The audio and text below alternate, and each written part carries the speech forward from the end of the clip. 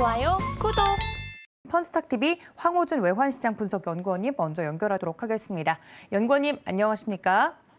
네, 안녕하세요. 네, 반갑습니다. 이제 월드컵의 열기를 이어받아서 혹시 어제 축구를 좀 보고 주무셨는지 궁금합니다. 보셨습니까, 연구원님?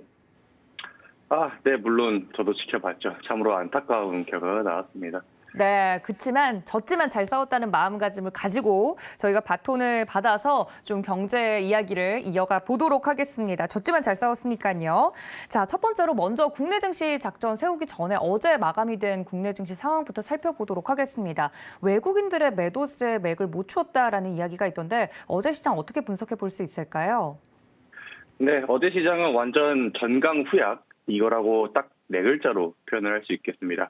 말씀하신 대로 외국인 자본들이 이제 중국이 리오프닝의 단계가 어느 정도 서서히 시각이 딱 시각적으로 보이게 되면서 그간에는 이제 한국으로 그리고 일본, 동남아 시장으로 흘러갔던 외국인 자본들이 다시금 중국으로 흘러가는 그런 모습을 보여주는데요. 허나 이제 외국인 자본이 완전하게 빠져나가진 않았습니다. 코스닥은 조금 위태롭지만 빨간불을 유지하고 마감이 되었는데요. 보시게 되면 중국 관련해가 소비재 그리고 밥솥 관련해가지고 이러한 종목들이 개별 테마 종목들이 간간히 상승을 보여주게 되면서 이 중국의 리오프닝에 대한 기대감일까요? 항공주들도 조금 강세의 모습을 보여주면서 호텔 신라까지 좀 강한 모습을 보여주면서 하루가 마무리되었던 완전 개별 테마 장세로 흘러갔던 그런 하루였던 것 같습니다. 네, 어제 시장에 대해서 한마디로 전강후약이었다 이야기를 해주셨습니다. 시장에 대해서 좀 정리를 하고 뉴욕 증시 그리고 글로벌 이슈로 좀 넘어가 보도록 할 텐데 첫 번째 이슈로 넘어가 보도록 하겠습니다. 최근 앞서 말씀해 주신 것처럼 중국 시장에 대한 기대감이 좀 커져가면서 관련된 종목들이 올라오고 있는 모습인데요. 모건 스탠리도 거의 2년 만에 이 차이나 불스라고 하죠. 중국 낙관론으로 의견을 좀 틀었다고 합니다. 중국 시장이 정말 모건 스탠리의 의견처럼 잘 갈 수 있을지 궁금한데 자세한 내용 짚어주신다고요? 네, 전 세계적인 투자자이며 MSI 등 전 세계인들이 주목하는 이 투자 그룹이 모건 스탠리가 바로 어제 중국 주식의 투자 의견을 상향 조정하게 되면서 이 중국과 홍콩 증시가 아주 뜨겁게 타올랐죠.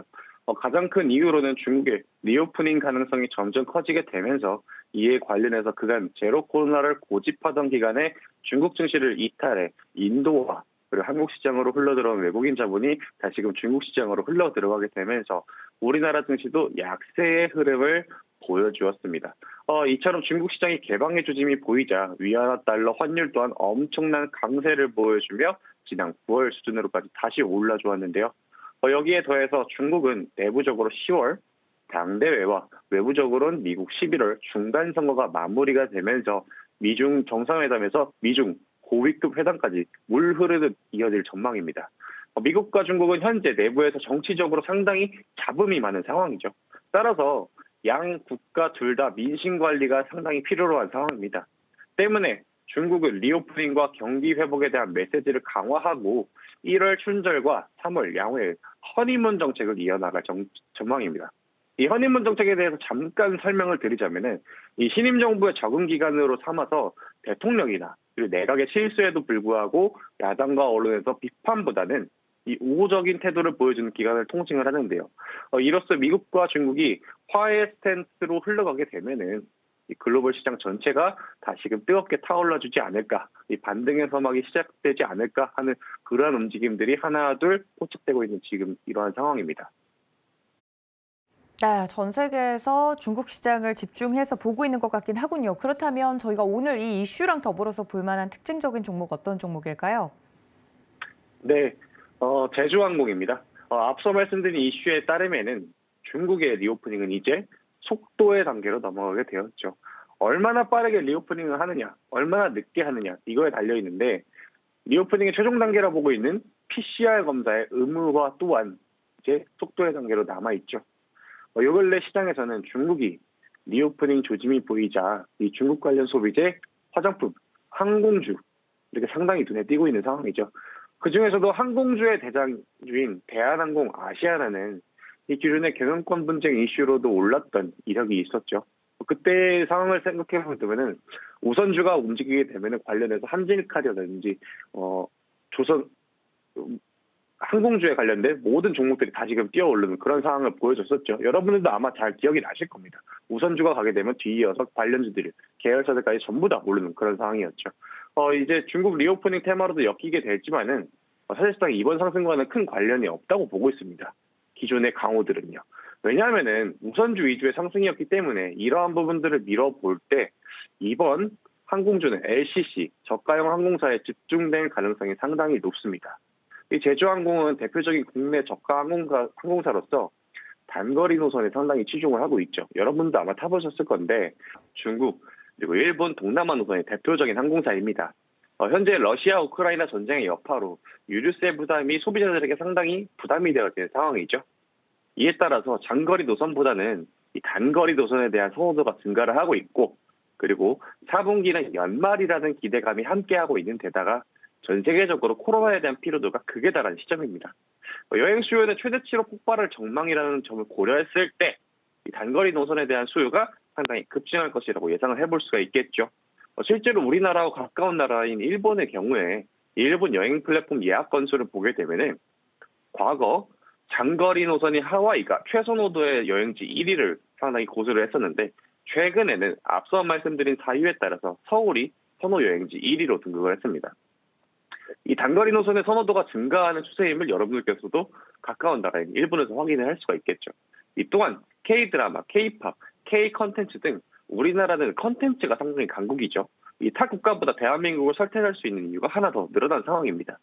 현재 중국 리오프닝, 그리고 연말 특수효과, 여기에 더해서 고유가, 컨텐츠의 폭풍 질주 등 엄청난 호재들이 나와 있는 상황인기에 제주항공은 여러분들께서도 주목해야 할 종목이라고 보고 있습니다. 이 가격 전략으로는 12,500원 이하의 매수, 손절가로는 20일 이동평균선 지지라인인 11,000원을 잡고 있습니다. 1차 목표가로는 14,000원, 그리고 2차 목표가로는 올해 초 차트를 다시 그리기 시작한 60일 이동평균선 라인인 16,100원을 제시하도록 하겠습니다. 네, 제주항공에 대해서 자세하게 이야기를 들어봤습니다. 최근 정말 연말을 맞이해서 이 여행 가시는 분들이 많으실 것 같은데 더더욱 이 중국과 관련된 리오프닝 기대감까지 가지고 움직이고 있는 종목 항공주 중에서 제주항공 오늘 자세하게 이야기를 나눠봤습니다. 자, 다음 이슈로 넘어가 보도록 하겠습니다. 앞서서 계속 연말 이야기를 했는데 연말은 역시 쇼핑 대목이죠. 이 여행 소비와 또 무역 기업들의 매출 기대한 내용을 준비해 주셨다고 하는데 아무래도 이런 수요가 많은 쪽들은 4분기 실적이 좋게 나올 것 같습니다. 어떻게 보고 계신가요? 네, 맞습니다. 중국의 봉쇄가 이 시간이 지날수록 그 강도가 약해지면서 리오프닝의 가능성도 점차 확대가 되고 있는 전망이죠. 이 지난주 화요일에는 일본 내 여행 선호도가 1위가 바로 서울이라는 이슈를 다뤄드린 적이 있습니다. 그리고 조금 전 짚어드린 연말 효과, 고유가에 따른 단거리 노선 선호, K 컨텐츠의 폭풍 성장, 이 삼박자가 들어맞으면서 일본인 관광객들은 연말 소비처가 바로 대한민국에서 이뤄질 것이라는 점이 오늘 제가 말씀드리고 싶은 핵심인데요. 이러한 흐름에 따라 발생한 추가적인 매출은 우리나라의 무역과 기업들의 영업이익으로 기록이 될 전망입니다. 이에 더해서 전통 관광인 중국이 돌아오게 되면은 한국을 방문하는 국내 관광객 숫자 1위를 기록하는 중국과 그리고 우리나라 화장품 부분의 수출의 80% 이상을 비중을 담당하게 되는 중국이 돌아오게 되면은 이 코로나가 창궐하기 이전에 매출 수준까지 단숨에 올라오게 되겠죠. 이 매출은 정말 기하급수적으로 뛸 전망입니다. 자, 오늘 반복적으로 말씀드리고 있지만은 현재 중국의 리오프닝은 속도의 국면에 접어들고 있습니다. 당장 내년 1월부터 시작될春节를 대비해서 민심을 연말 이슈로 돌릴 가능성이 상당히 높아지고 있는데요. 전통적으로 중국의 화장품 매출은 두말하면 입에 아플 정도로 강력합니다. 중국은 한국 화장품 수출액 규모의 50%를 넘은 만큼 아주 든든한 수출 시장인 만큼 이번 리오프닝 관련 효과가 상당히 기대되는 상황인데요. 여기서 이 연말에 리오프닝이 시작이 되게 되면은 중국 인민들은 당연히 가까운 나라의 한국을 방문하게 되겠죠. 전통적으로 한국 화장품의 매출은 대부분이 중국에서 나오는 만큼 리오프닝이 시작돼서 PCR 검사라든지 그리고 외국인 투자자의 방문 그리고 여행 갈 때 PCR 검사의 의무가 폐지가 되게 되면은 여행도 조금 자유롭게 되겠죠. 이렇게 되면은 가까운 나라의 한국을 방문하고 그 외의 나라들도 우리나라를 방문하게 되게 되면은 자연스럽게 화장품에 대한 매출 또한 천천히 증가하게 될 전망이라는 게 오늘의 핵심입니다.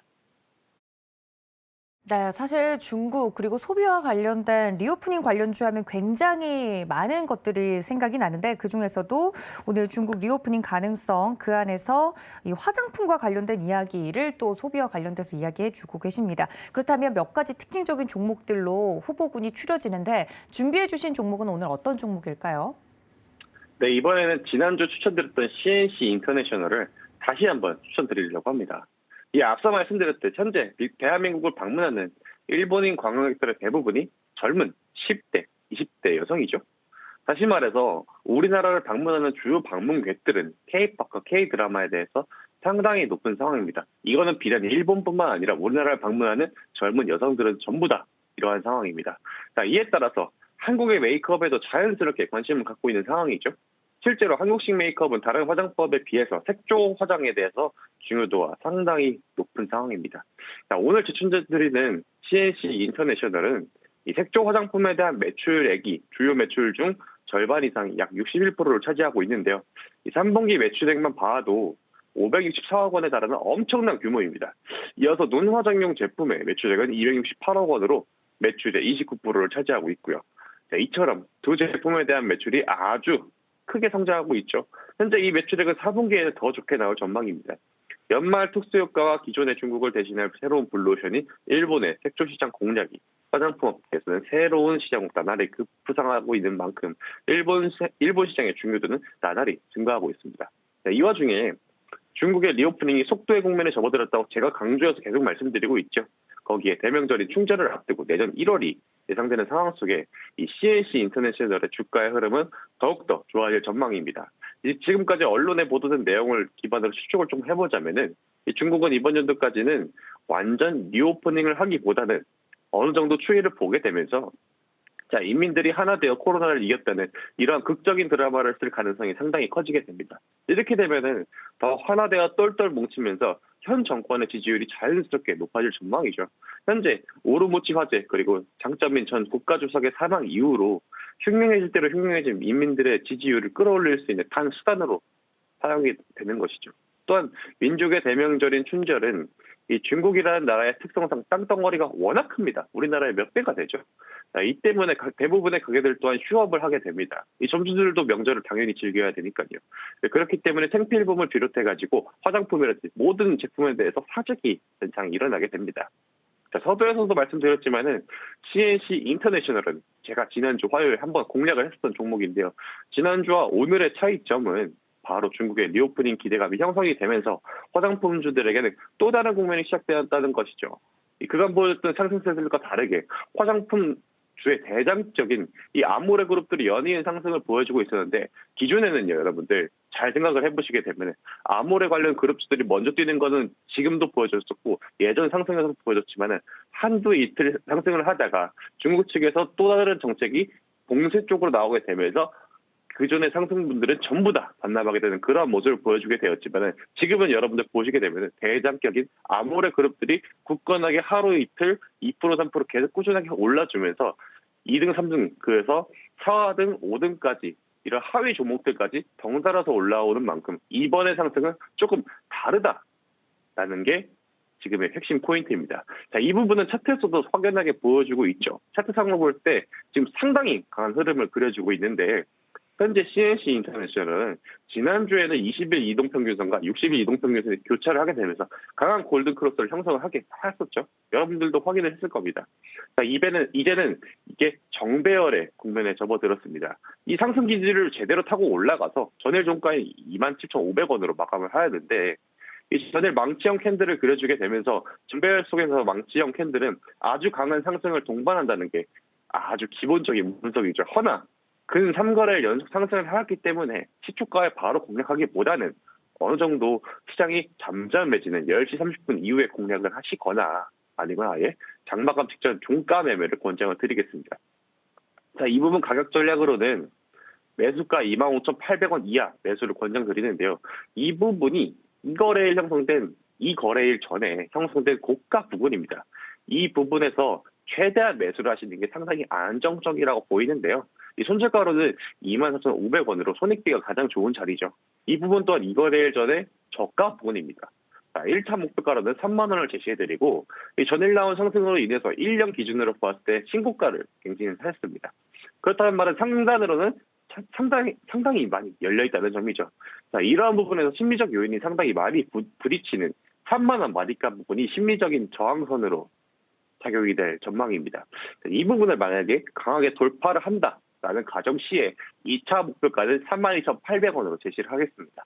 허나 이 종목 같은 경우에는 상장한 지 이제 겨우 1년 반 정도 지난 종목이고, 그리고 종목 특성상 중국과 일본 그리고 동남아 시장의 수요 증가, K 컨텐츠의 질주가 기대되는 상황인 만큼 이 장기적으로 접근을 해서 제가 드린 목표가 이상의 수익률을 또 노려볼 만한 종목이라고 보여지게 됩니다. 네, 이렇게 CNC 인터내셔널 다시 한번 좀 강조를 해주셨습니다. K-뷰티와 하면 바로 떠오르는 종목 중에 하나죠. 이 종목과 관련돼서 자세하게 주가 전략까지 말씀을 드렸으니까 이 점까지 참고해 주시면 감사하겠습니다. 자, 연구원님, 그렇다면 저희 오늘장 작전 어떻게 세워볼까요? 네, 시간이 지나면서 지날수록 이 증시에는 좋은 소식들이 하나 둘씩 나오고 있습니다. 아직 근데 대내외적으로 확실하게 인플레이션의 정점이 확실되거나 아니면 러시아 우크라이나 전쟁의 종식, 그리고 코로나의 종식, 이런 명확한 시그널들이 없는 상황에서 하나둘씩 나오고는 있습니다만은 이 시장이 이렇게 하락 중일 때는 어느 누구든 쉽게 비관적인 관점을 쏟아내기 더 쉬운 상황입니다. 이 투자자 여러분들께서도 참으로 어려운 기간을 견뎌왔다고 생각을 하는데요. 이 다음 주 발표 예정인 13일 미국 소비자 물가 지수, 그리고 14일 FOMC 미국의 기준금리 결정이라는 이 큰 두 개의 산맥만 넘어가게 된다면은 비로소 긴 시간 기다리신 산타랠리가 올 거라고 굳게 믿고 있습니다.